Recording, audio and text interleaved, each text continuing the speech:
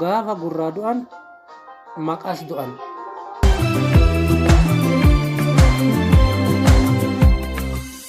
Meeqatu dabree bona meeqa wareegame ija kee mil'achuudhaaf amna dheeraan deeme.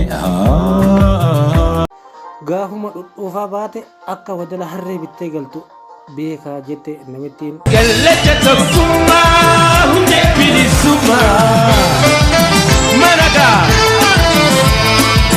afaan Oromoo. Qabachuu dadhabee jennaanuma sababa foon keetu mi'aawu deemi jedheen jedha.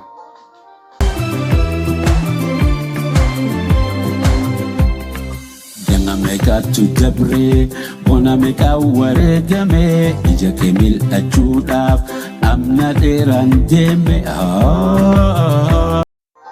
Assalaamu alaikum warahmatullahi wabarakatuh. Jirra jirtuu kabajamtootaa fi jaalatamtoota ilmaan Oromoo baga nagaa jiraatan. Sheekoo oduu durii waan garagaraa argachuudhaaf YouTube kee subscribe godha. Asumaan namni qubee afaan Oromoo qubee dachaa qubee chaa dhaa nyaa paa phaa shaa tsaa vaa zaa fi jaadhaan mammaaksa ka'u naaf hime yookiin koomantii jala barreesse badhaasa qaba. Itti aansuudhaan mammaaksa afaan Oromoo A irraa haga zaatti ka jiru yaalee jira. Achi keessa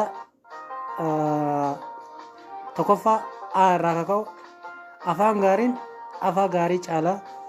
Afaan gaariin afaa gaarii caalaa kun namni wayii mana namaa dhaqee osoo kan nama keessummaa san simatan taate lafallee ciibsanii afaan yoo itti tolanii jedhan namni sanuma kabajata yookiin immoo galata jajata. Adurreen maaf duude ol kaafta jennaan eessuma kiyyatu bosona jira jette. Yaani namni wayii yoo nama beekama wayii ka qabaatu taate hin boona jechuudha.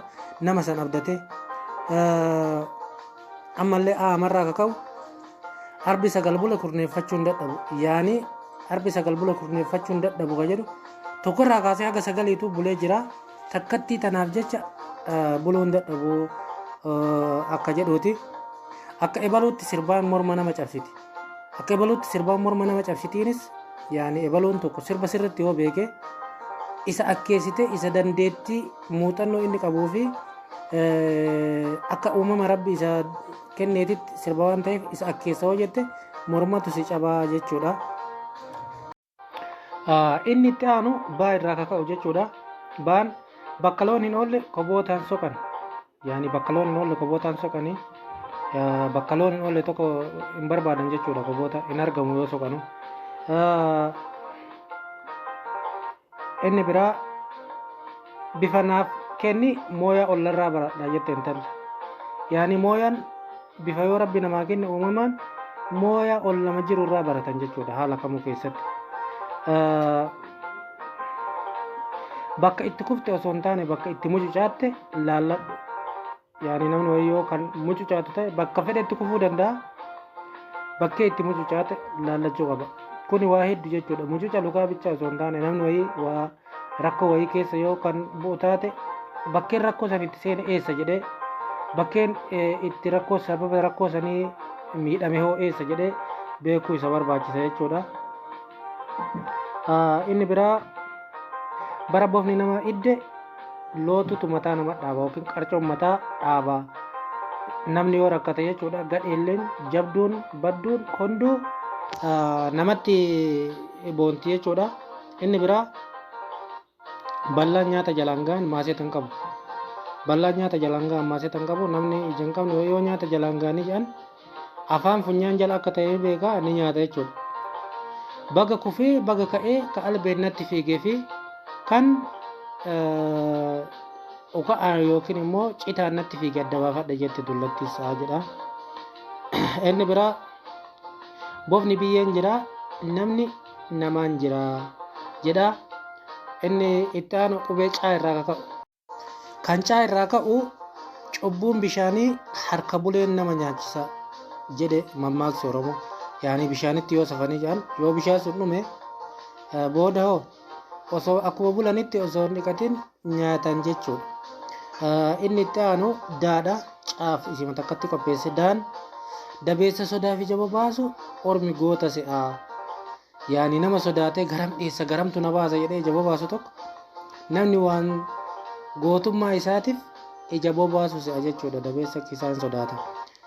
Inni itti aanu dukkanni hammaatus aduun ba'uun ooltu yaani kun waa hedduun fakkeenyaaf rakkoon fedhes yoo kan jiraatu taate rakkoo san keessaa bahuun hin oolamu.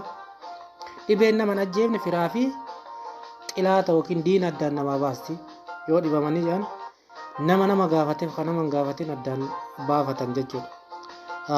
Inni itti aanu erbee afaa jedhe waraabessi biyya san beeyne dhaqee yaani namni isa hin beeka erbee miti lafeenuu akka inni hin dhiifne erbee afaa jedheen inni erbee na afaa jedheen shakashakaa buluu fi bara halkan. Akka inni itti aanu faadha qubee faa irraa firaa fi duwidan lafaa ka'an firaaf duwidan lafaa ka'an yoo jedhamu fakkeenya namni wayii yoo rakkate firatu on nama qaba duwidillee akkasumatti nama qaba jechuudha. Duwiddi nama hojjete ol ka'uu hin danda'ani duwidan lafaa ka'anii foon keetuu mi'aawu deemi jedhe namichi kuruphee aree yookiin waraabessis jedhama iddoo tokko tokko yaani qabachuu dadhabee jennaanuma sababa foon keetuu mi'aawu deemi jedheen jedha. Inni itti aanu gaadha. Gaalan harree dhaltu wadala dhuuffisaa jedha mammaaksi Oromoo yaani gaalan harree dhaltu takka akkasi. Inni itti aanu galanni mooyyee galgalli darbaadha. Galanni mooyyee galgalli darbaadha yoo jedhamu mooyyee isa fayyadaa ooltee kaminaan itti tumataa oolan kana galata isii wallaalanii galgala darban jechaadha. Inni itti aanu gaafa gurraa du'an maqas du'an yaani gaafa gurraa du'an maqas du'an jedha.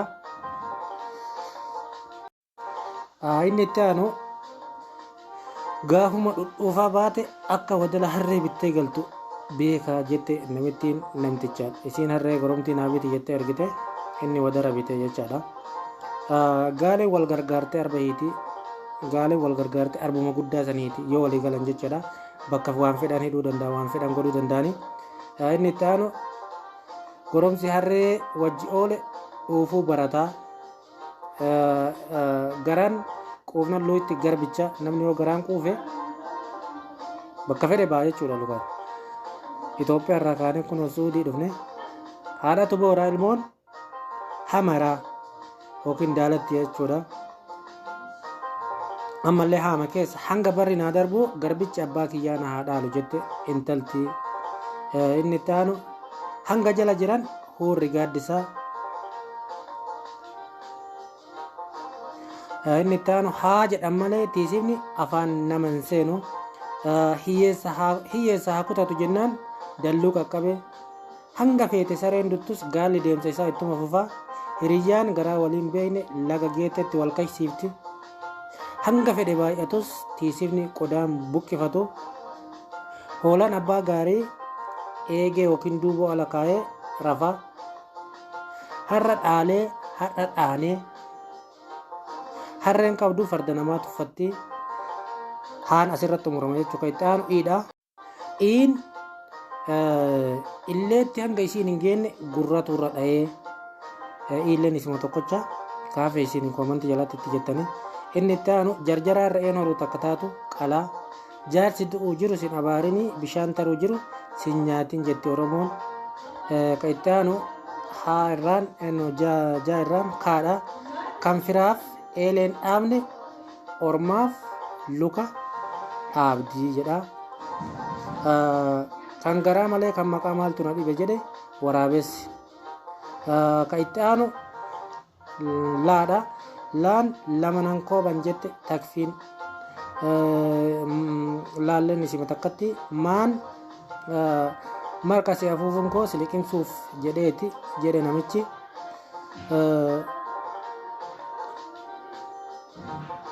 Maqaan gaafa gabayaa bade gaafa gabayaa galaa. Ka itti aanu nama hin kufaaf eegantu kan kufe ol qabaa. namni oytee namaatitti marqatu shindhaan qotatu. Naaf jettu shambooni jette re'een. Namni mana tokko ijaaru citaa waliin saamu nama beekaa rafe waamichi hin dammaqsu. Nama mi'aa foonii beeku sombaanii hin sobanii. Namaaf jennee akka itti nama nyaannu dhabne jette budaan jedhama. Kanaafi kanneen kana fakkaatan itti fufa. Kan itti aanu naa bira tare nyaadha. Qubeenya nyaata madaalamaa qofa nyaachuun osoo hin taane yaada madaalamaa yaaduunis fayyaa keenyaaf yookiin sammuu keenyaaf gaarii ta'a jedha. Kan itti aanu ofiin nyaattu namaan laattu foon matarratti baatti lukkuuni. Ollaan atta bultee beekaa akka itti bule abbaa fi rabbii isa bulche beekaa.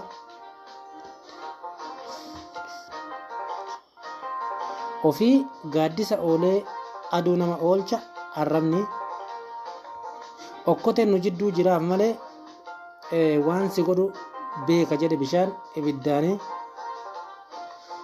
Qullaan farda yaabbate irraa bu'uu saalfate. Qaalluun tan ofiin beektu tan ormaa hin wallaaltu. Qocaa sitti muran jennaan rabbi keessa jira jedhe. Kan itti aanu raadha.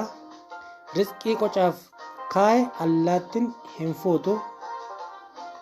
Raachi hanga fedhe wacus leenci bishaan dhuguu hin dhiifne.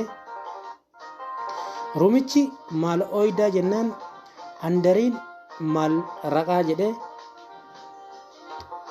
Raafuu fixee rafuu didee. Kan itti aanu saadha. Saa abbaan gaafa cabse ollaan ija balleessa. Situ diriiree of qochisiise jedhe gaarri lafa diriiran. Sareen kan ofiin argitu re'een eegee gadi qabadhu jetti. 5 dhalu 50 dhalu aannan kiyya kurree guchumaa hin taru jette adurreen. Sareen kan maal qabdu marqa qabbaneeffatti. Sareetu qe'ee ofiititti nama nyaata malee sareetu qe'ee ofiititti nama nyaataa jedha. Surreen jarjaraan hidhatan jarjaraan hiikkatti jedha. Kan itti aanu taadha. Taa tuffataan hiree dhabaa doyni hiriyyaa dhabaa. Tana malee nadhaan ta'a jennaan sokkaa malee waa yaaddaa jedheen namtichi niitii isaatiin.